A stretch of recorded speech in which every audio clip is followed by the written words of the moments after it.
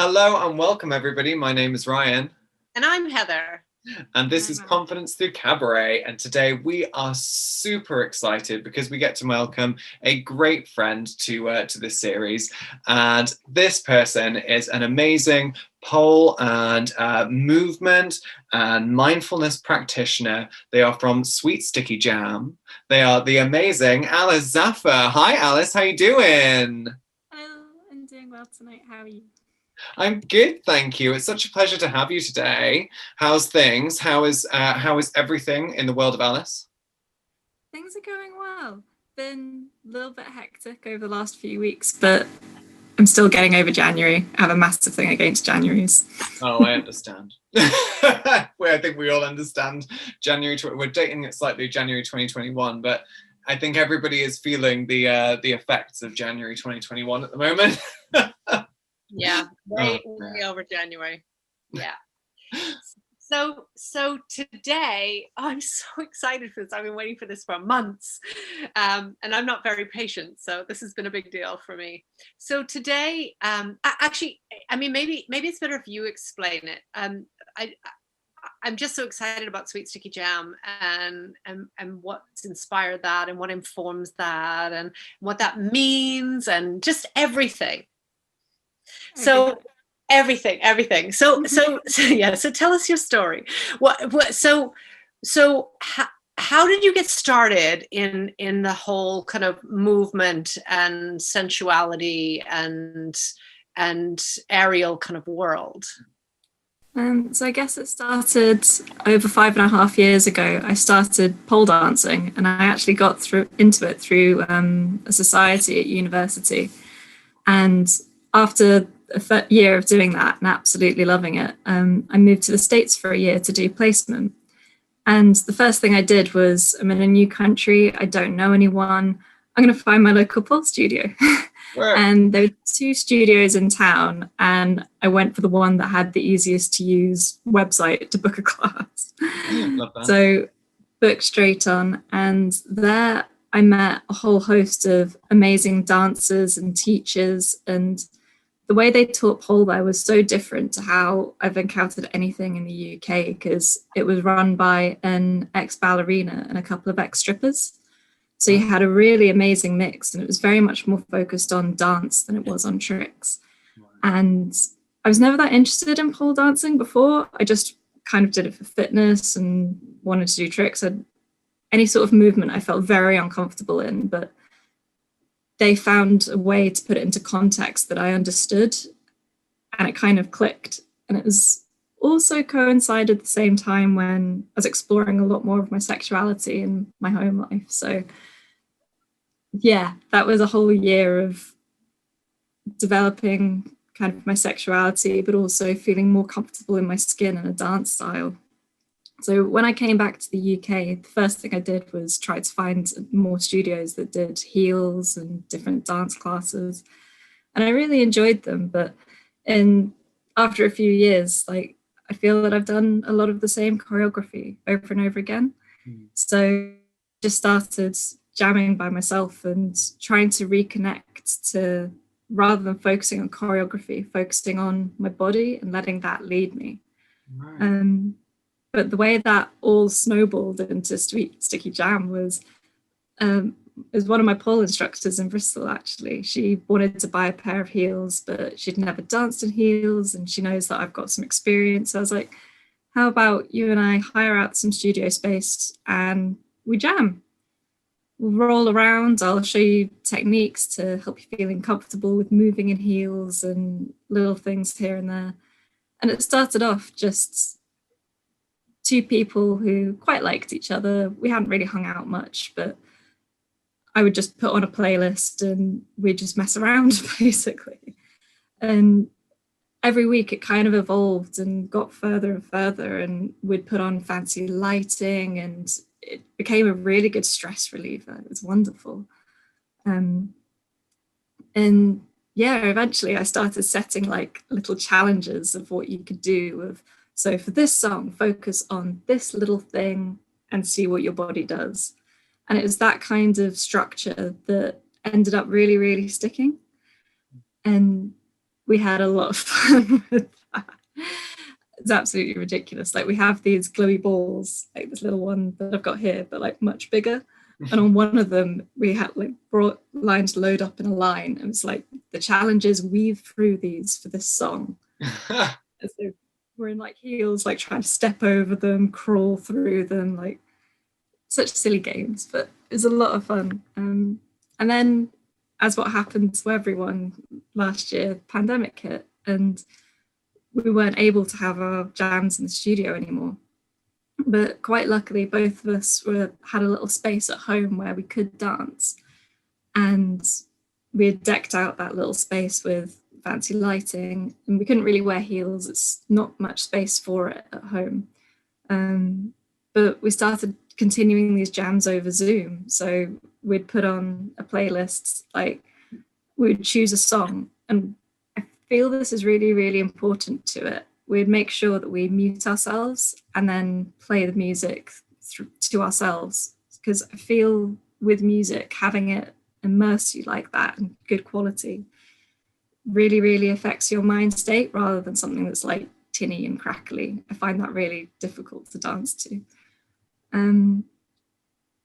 And all through this time, she was saying, you need to find a way to teach other people. I've been telling my friends about it. They want to try what we do. It's like, what do? We hang out, we chat, we dance.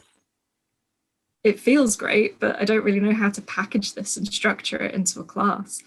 And then I think it was around September last year when we were allowed to have distance time in the studio. And we did have a jam together, like opposite ends of this room, nowhere near each other. But we were able to recreate a little bit of what we had before. And from that, the next day I woke up completely inspired and wrote out like a 4-week lesson plan and a theme for each week and a playlist for each week and a structure for how each class would go. And I called her up and I was like, is it okay if I sit in your garden and run this by you? Because I think I've got something here and I think I'm ready.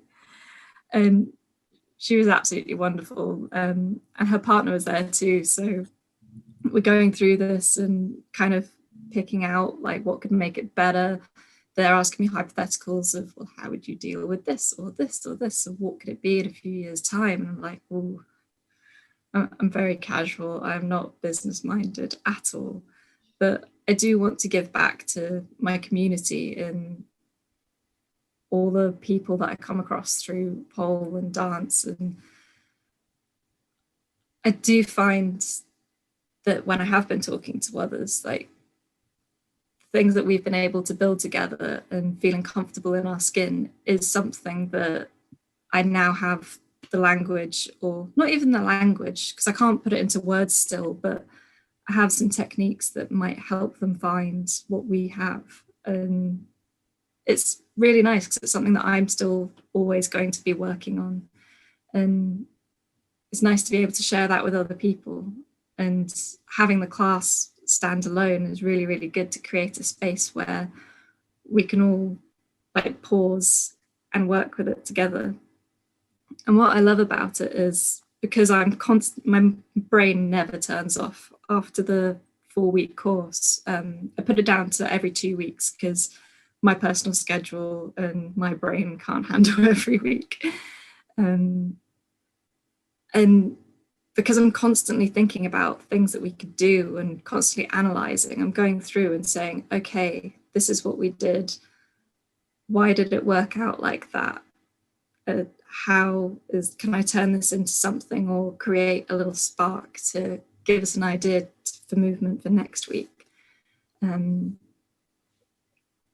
Yeah. So I'm still learning and everyone else is learning with me, but at the same time, it's just a really lovely, relaxed, wonderful environment to be in. Well, it sounds like a really exciting one. It sounds like, you've really been on this major journey since, encountering pole as a world. And I think it is often that way, correct me if I'm wrong, but when we discover one of these art forms, then kind of cabaret or vaudeville or any number of these disciplines, with pole, I know it straddles a number of disciplines. But when we find it, you kind of go, Oh. Oh. And it's a kind of a poof moment. So it's really interesting for me to hear you talking about like the development of your own confidence as you kind of go through this as well, because it sounds like you really have used pole and all of the stuff you've learned through these jams to kind of like to build on this amazing repertoire and then just kind of keep developing your own voice. That must be really exciting. It is. I kind of stop and think now and then about where I was a year ago, 2 years ago, 3 years ago, and I've never been a very articulate or talky person. I was very quiet as a teenager, so even being able to talk now on this podcast and realize that I've just been monologuing for this long, I'm just going, oh. Oh,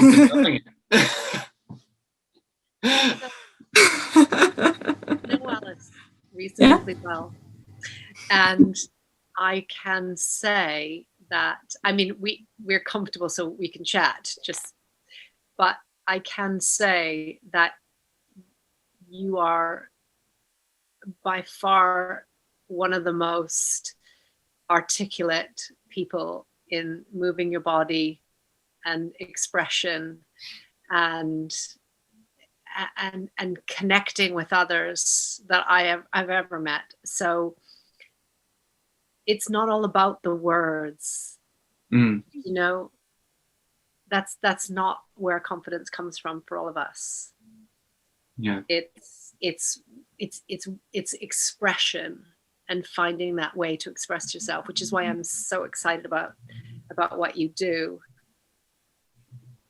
for yourself and for everyone else as well.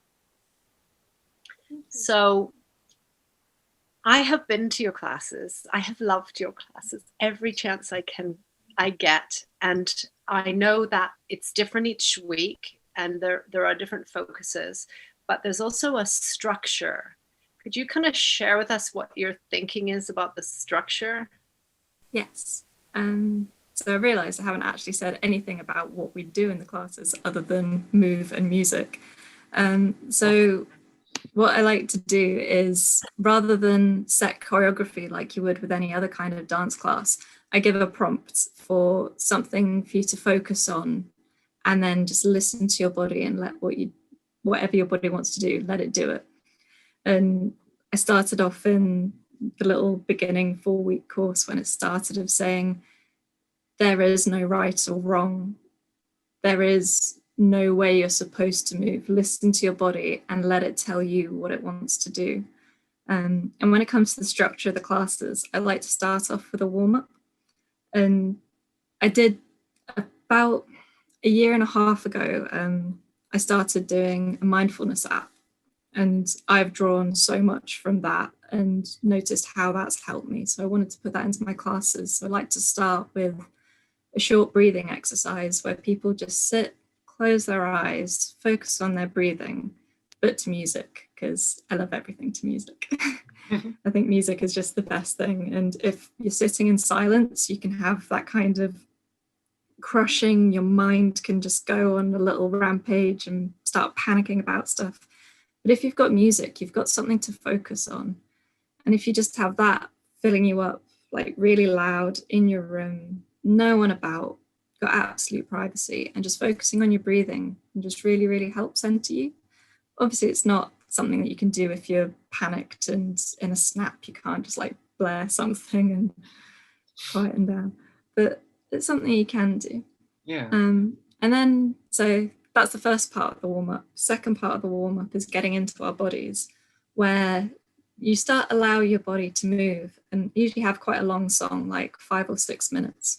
And you just have a little, close your eyes, do a body scan, and sort of move wherever you're scanning and kind of work out where all the stiff little parts are in your body and just work those out. And if you find somewhere that's really, really stiff, work into that. But rather than the usual warm-ups where you go to where everything's like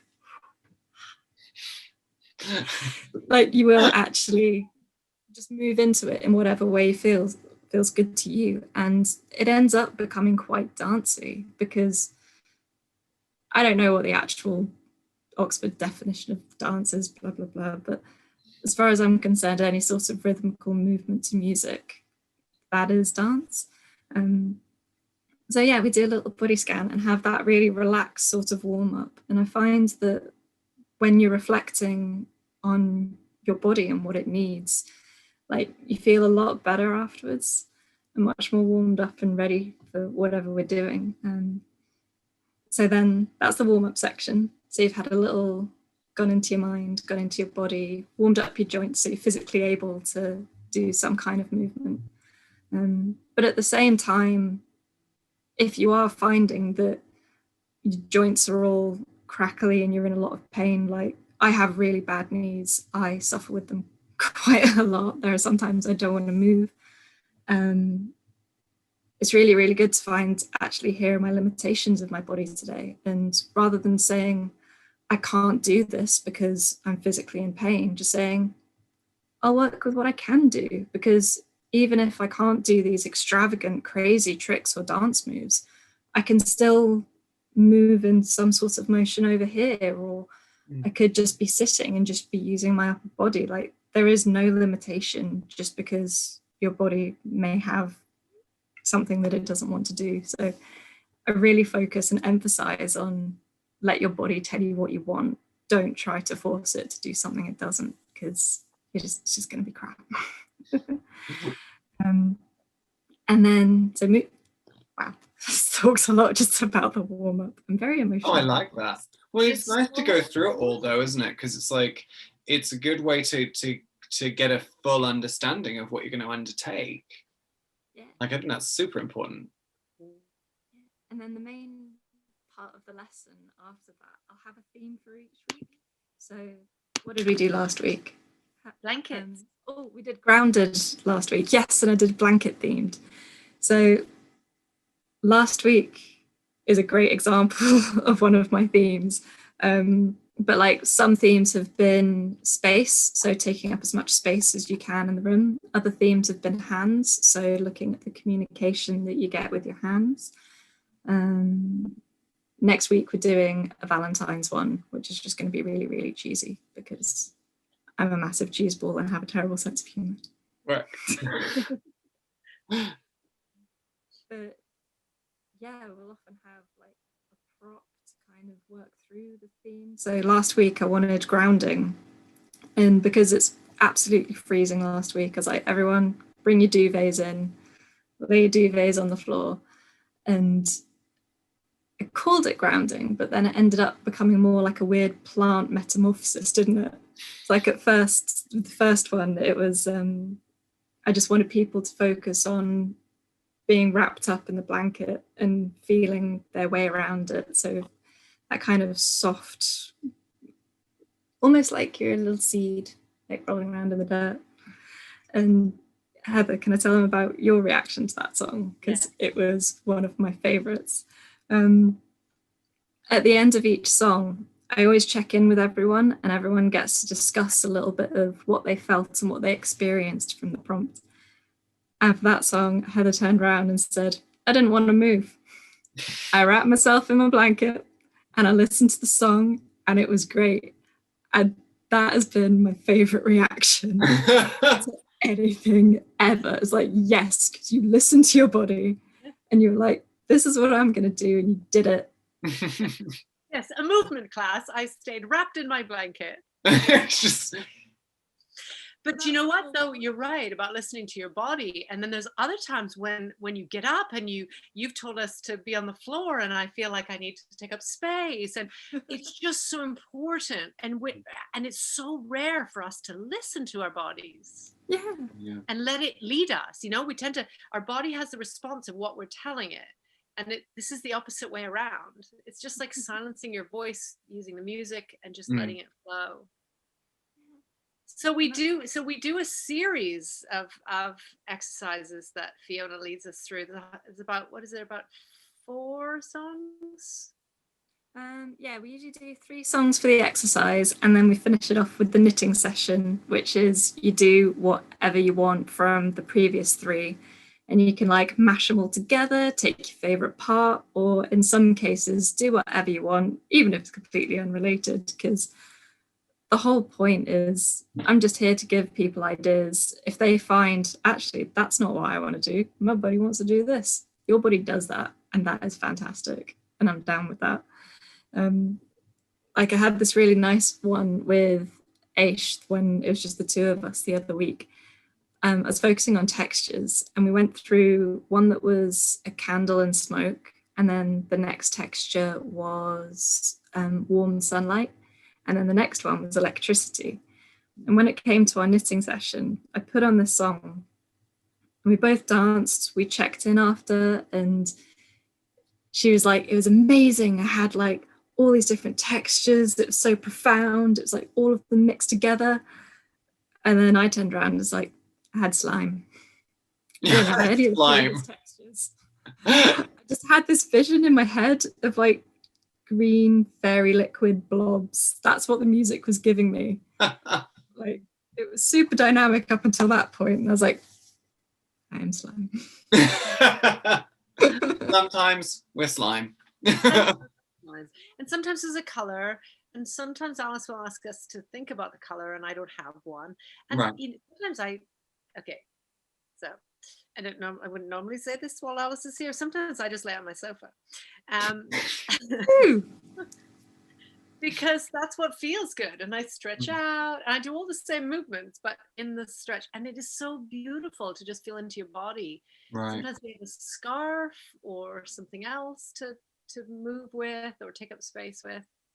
And then the final song, Alyss. The final song. So this, I think, is the most important part of the class, because throughout, we're very much in our minds. It can get very emotional. Like I've definitely teared up quite a few times in this, and I know some of the others have. And I actually got this idea from the kink community, and I feel it's so important and massively overlooked. And I've had it when I've been at really intense dance classes before, where it's kind of like, we're done, go out on the street, see ya, bye. And it's like, and it's that bit of like wrenching, you're like, oh God, I'm back in reality, how did this happen? So I weaved in a little aftercare at the end, which I have termed dad dancing. And it is one of my favorite things. What it is because we have been in quite a vulnerable emotional state and talking about our feelings and our experiences. But at the end of the class, to kind of like wake us up and lighten the mood a little bit and bring us back to reality, I put on something mad cheesy, and there is lip syncing, you throw shapes, you do whatever you want. Like everyone's full there on Zoom, so everyone's being just as daft as you are in your living room, and it is fantastic. And it just puts a dumb smile on your face, and I'm usually massively out of breath by the end of it, just like, how's everyone? See you all next week. It was really, really great. I love you all. Bye. Love that. Yeah, it's so important. I mean, these are all states, and we in well, not only in the business world, I was going to say in the business world, there's a lot of talk about neurolinguistic programming or NLP, and about states and states of mind, and teachers talk about it, mindfulness for every different area. But I think really recognizing the state that we go into, and the warm-up state, which is so important. That allows, for me anyway, to let go and be able to then move into the rest of the music, and then to reflect on how that feels and what that did for us, and then to be able to come back out of it. We would never leave somebody in a state if they were hypnotized. We'd never just leave them there and then go, okay, thanks, your hour's up. It's well, yeah, Ryan might, but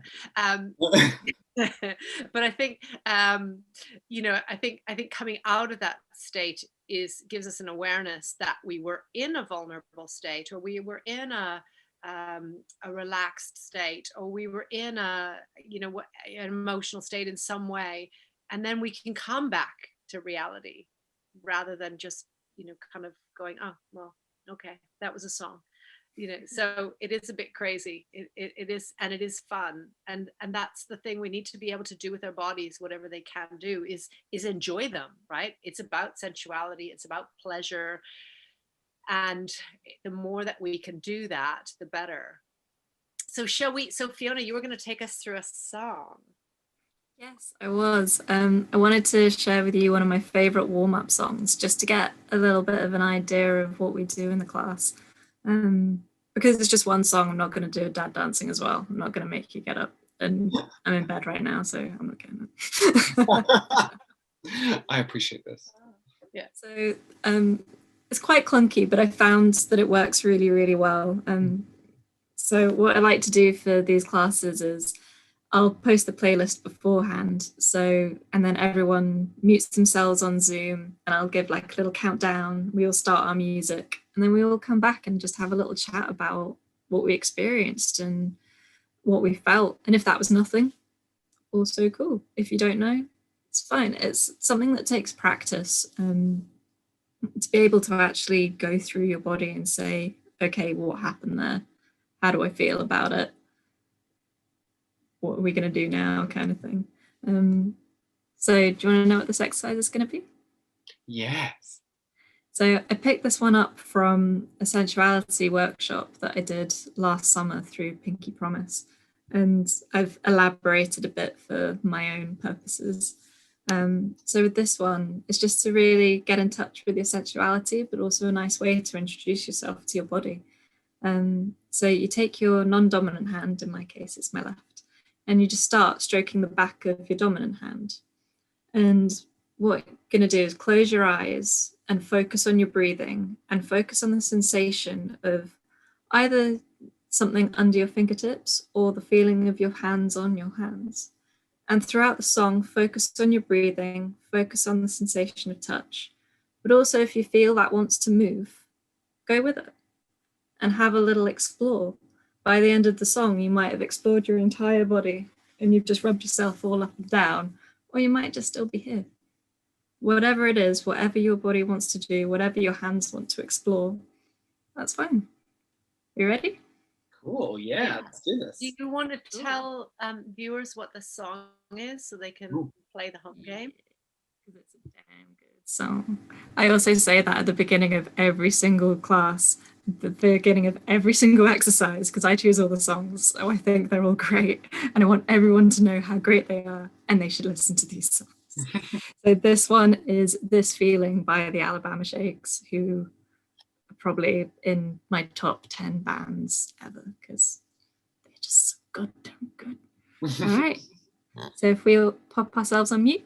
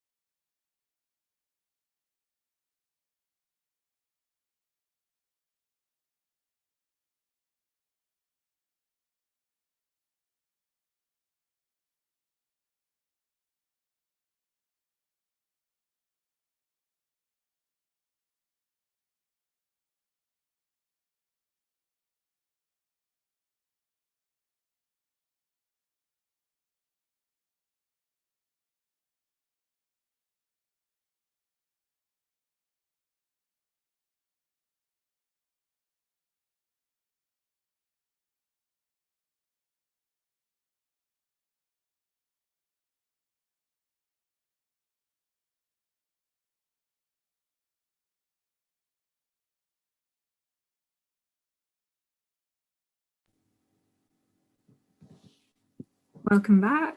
Hello. Oh God. There we go. A fantastic song. That was such a gorgeous song. Beautiful song, yeah. So then after we've all come back and we say hello again, I go around and ask everyone how they felt or what they experienced. So start with you, Heather. How did you feel about that? I love this exercise starting with our non-dominant hand, because if you close your eyes and you just kind of tune into the feeling, it does feel like it's somebody else, which is quite, if you're watching, you can sort of see, oh, this is my hand touching my hand. But when you close your eyes, it does feel different to using your dominant hand. I ended up going onto my dominant hand because I just do, but I would have liked to get up, actually, if I'm honest. I wanted to move more, and I'm quite restricted where I am. And then I would say a couple of minutes in, I started to think, okay, given where I am, and that I'm not going to move out, I've had enough. And I've had this quite a few times. And what I've learned is to stay with that. And it's such a good lesson in life to learn to stay with it. And then you find your way back in again. It's okay to go off and not to judge that feeling. And so after about, maybe it was about 2.5 minutes, I thought, how long is this song? And then I went, oh, I've still got lots more time. So then I went back into it. But it is just learning to feel the feelings and let it carry on. It's nice. It's beautiful. I love listening to everybody's insights, just because I learn so much about other people through it as well. Because to me, that song was over so quickly, so quickly. Like I blinked and what happened. Now I'm going to go to Ryan. How did you feel about that? What did you experience? So I've done body tracing and a number of things that are similar, but are not actually similar. And it's quite interesting I was sat there and I was kind of like, oh, okay, I could do the thing that I would usually do, which would kind of go into body tracing, into like into a full thing. And I was like, actually, no, I'm not going to do that. I was kind of like, no, I'm just going to hang out here and let that be a thing. And it was quite interesting to kind of like, that 2.5 minute mark that you were sort of saying about, Heather, where you were like, oh, I was kind of like, am I done? I didn't get to that, but I kind of went, oh, I should do this now. And I was like, no, no, I'm not shoulding anything. So I just stayed and hung out there, and I was like, oh, okay, and just kind of, just did what I was doing. And I was like, oh, it was just quite nice to kind of play with different, like, just different almost textures to everything, and just kind of like little movements or like quicker movements, or, it was just nice to kind of hang out and just experience something from a different aspect, That's really lovely. And what you said also reminded me is that this is completely for yourself. It completely removes that performance aspect. It doesn't matter what it looks like. We're focusing completely on feeling. And I think by removing that pressure, you end up with more organic movement and better communication with your body. So I'm really, really glad that you both stuck with it. It was really fun. I really enjoyed that. It is so important to not should yourself. Mm-hmm. I agree. I agree, especially on camera. I mean, if you're gonna do it on camera. But I'm just saying. But I love, and I know, Alyss, you explore different textures. So we've talked about having a soft blanket or having scarves, but you can also use other things. I mean, I have a box of ropes down here to just kind of play with different textures. And the reason I thought of that is because I was using my fingernails at different times, and that's a different feeling as well. And there are some times when I wouldn't tolerate that feeling. There are some times when I want it to be very gentle and delicate, and then it's just tuning into that. And then there are other times when I just like, oh no, actually this feels nice. Like it's not painful, but it just it makes me feel alive and tingly and awake, and and so you can even do that during the day if you're flagging a little bit of doing your breathing, as you've suggested, Alyss, and then just kind of, just waking yourself up with touch. Mm. I haven't done it for a little while, but one of the things that I was making people do as homework was find a second in the day where you focus on how your hands are touching you. So like if you're just sitting down, is your hand touching on your thigh? And focus on that contact between the two and how it feels. And it's something that I do so much to center myself during the day, I almost forget about it. Like if I'm driving, I'm stuck in traffic, and just the feeling of like my wrist on my thigh, I kind of have that moment of, ooh, connection. Right. Move on, carry on to the next thing. And that brings us back to the mindfulness, doesn't it? And bring us back to the moment. Because it is a really powerful way of grounding yourself back into the physical world.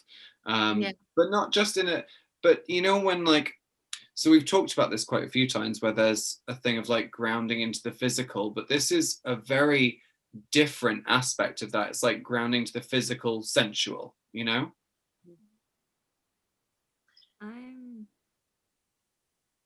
just going to say I'm a bit of a perv. Love that. I really enjoy sex and I really enjoy feeling sexy. And I found that one of the things that has really helped me overcome any kind of discomfort or anything around that is just feeling in touch with my body. And that translates throughout the rest of the day. It's not something that's reserved for late at night or at the bedroom or with a partner. Like, you should be able to feel good about your body all the time. And the way that it has helped my mental health has been so incredible. And if I can help share that with some other people too, then that's nice. Yeah. And I love what you're saying about how it's helped your mental health. And how has all of this helped you connect and feel good in your own body as well, like on a day-to-day basis? I feel a lot safer in my body, and I feel a lot more comfortable with who I am as a person. And the way that I have seen it manifest is I feel much more open to people. I'm much more communicative. I'm much more honest. Like things that would have embarrassed or mortified me before, like it's water off a duck's back now. And I never thought I could be in this position. And it has come from influences of dance teachers, of mindfulness practice, of my own practice. And taking on this teaching role has helped solidify all that so much more, because I have to understand what I'm doing in order to be able to explain it to other people. Like say I make a mistake at work, rather than before I'd panic and I'd just be like, straight up, go tell someone this has happened, I'm dealing with this way, done. And it's like, oh, my problem solving suddenly got a lot better and it's a lot less painful than it used to be. And it's a really nice experience when I reflect at the end of the day and go, ooh, I handled that pretty well. Good for me. And then celebrate. Yeah. And I think that's the thing. I mean, that's our whole kind of basis for Confidence Through Cabaret is that, start from where you're strong, start from where you do feel confident, and then look at where you'd like to feel more confident, and look at the connection of those and the transferable skills and the pathways to building that confidence where you want to have your confidence. So it's interesting you're talking about, I mean, I can't even express such a badass dancer, an aerialist, and then and I know you in a confident and competent way personally, and then to hear that problem solving at work, it's like, how is that a thing? But I love that you've connected all of those and been able to transfer it, and that's such an important part of our message. It really is. Yeah. So I just could talk about this all day. So okay. So where would you suggest, if somebody is, because February is the self-love month I mean, it doesn't matter when you're coming to this because it's all perfect when you are coming to this. But of course, in February, we automatically say, oh, it's Valentine's Day. And some of us groan and some of us cheer. But how would someone get started with this if this is their first time just getting in touch with their body? Where should they start? I really think they should just start on grounding themselves. So focusing on their breathing.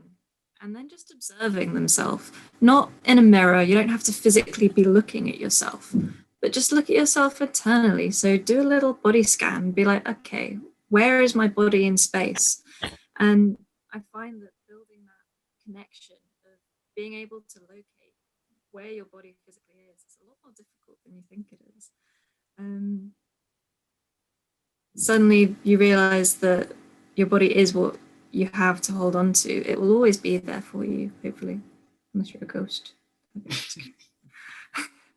a different podcast. But yeah, if you can focus on your body, then you know that you have that as a point of safety, even if it betrays you sometimes, like these knees like to. Like, I still love it. It's still what I've got to get me around and be the human that I am. And I think having that sense of safety and security is really, really important. So getting to know your body and don't judge it for what it can or can't do, or it doesn't behave in a way you want it to. Like, it's what you've got. You're going to have to deal with it and accept it for what it is. Because if you're constantly fighting your body, you're fighting yourself. And it just sounds really, really miserable. And love it for what it is. And it's really difficult to shut out what other people say because people are mean, people are judgmental. God knows I've also dealt with like, as everyone has, I'm sure people have dealt with bullies and telling you don't look right. Why does your bones go this way? And it's just like, well, I just do. It's how I'm formed. I deal with it in what way I can, and it's great. And I'm very proud of my body for what it can do. I thank it. I like to thank it at the end of the day. I'm just like, you were on your feet all day. That was really, really good. You just did some dancing. That was good too. I give it a little applause. And then I treat it with bath and bed. And this is something that everybody can do, isn't it? This is something for everybody. Absolutely. I completely believe that. It's definitely very sensitive and it's very emotional, and some people may have trauma around areas of their body which can be really, really difficult to break through. But being able to separate what is you from the outside world and encase yourself in that lovely little bubble, I think is really, really important and can be really helpful. But getting to know your body is like getting to know another person. Don't expect that relationship to be perfect instantly. There will be days where you think, oh, I didn't know that before. Why didn't you tell me? And your body's going, I didn't think it was relevant. And it's an ongoing process. And like through life, your body's constantly changing anyway. So constantly checking in rather than going, it should be like this, or it used to be able to do that. Work with it in the way it is, because it's not going to go back. It might go somewhere else. It might go a little bit back. It could go absolutely anywhere. But it's your companion for the journey through life. And I feel really cheesy, but I also feel really emotional and snuggly about it. So I'm very proud of my body today. I think that's wonderful. I mean, that's the whole thing of this, isn't it? It's, we're literally saying, this is the thing that carries you through this journey, and that's a wonderful thing to be present in and cognizant of. It's really important. It's great that we get to show our bodies some love, and thank you so much for doing this with us today. It was a really wonderful exercise to be a part of. I've had such a good evening. Like, even just that 5-minute exercise, I love doing that. It's like really centered me for the evening. I know what you mean. That felt really good. I like that. It did. Yeah, it did. Dear. So, of course, it has come to an end now, and I have to ask you though for one small simple question. where can we find you? I have made myself so difficult to find online. I hear you. So the easiest place is probably Instagram. It's pole_blue_, and it's Alys Zaffre. And there's lots and lots of pictures of me barely dressed on a pole with my butt out. So that's generally what I do. I've also made a Facebook profile, but send a message before adding me. I don't like ads without knowing who people are first. I am quite introverted and I don't like talking to strangers. So if you do want to add me and start a conversation, actually send me a message and be like, hello, this is who I am. This is what I'm interested in. Because for running the classes, I run it through a secret Facebook group. So you can't even find it. But once I let you in, that's where I put all the information for the next classes and you can meet everyone else. It's very small, it's very tight knit, and I have a really strong policy on what happens in the class stays in the class. So I don't like to share anything outside of that without people's permission, because consent is everything. It's not optional, Heather. No, I hear you. I hear you. Well, I mean, you know, I guess when you join a studio, you sign some sort of consent form, I feel. So then space is irrelevant. But another podcast. Yeah, I don't have as many physical boundaries in terms of people that I'm comfortable with. And it means that I love you if I'm I was going to say if I'm inappropriate, but you know what I mean. But I think, you know, it is so important, and you know, any dancer will tell you that you know, we own our own body. Other people don't get to touch us without permission. I can't believe I'm saying this, but anyway, but it is always in an intimate space, and always with some form of consent. But I think, you know, our bodies are so important, and self-love is so connected to that. And yeah, maybe you want your body to be a slightly different way, but you know what, you love it where it is, and then we start from where we're strong, and then we grow. Thank you so much for being here. It is such an honor to have you. Thank you. I feel so honored to have been asked about this. Thank you so much, Alyss. It's been really just such a pleasure to have you as part of this video today. And it's been such a wonderful and enjoyable exercise to go through. So remember, if you're listening out there or watching out there, please make sure you go and check out Alyss on online, but please do make sure you message first. And thank you so much again. This has been amazing. We do a little sign off. I'm not sure if you know this. We like to do a little affirmation, because Confidence Through Cabaret is literally all about taking up space, embracing our voice and our uniqueness. And so we like to do a little thing where I say my name, Heather says her name, you say your name, and then we all say together that it is your body, your world, your stage. Would you like to join us for that? Yeah. Yay! So thank you so much, everybody. My name is Ryan. I'm Heather. And I'm Alyss. And this is Confidence Through Cabaret, reminding you that it's your body, your world, your stage.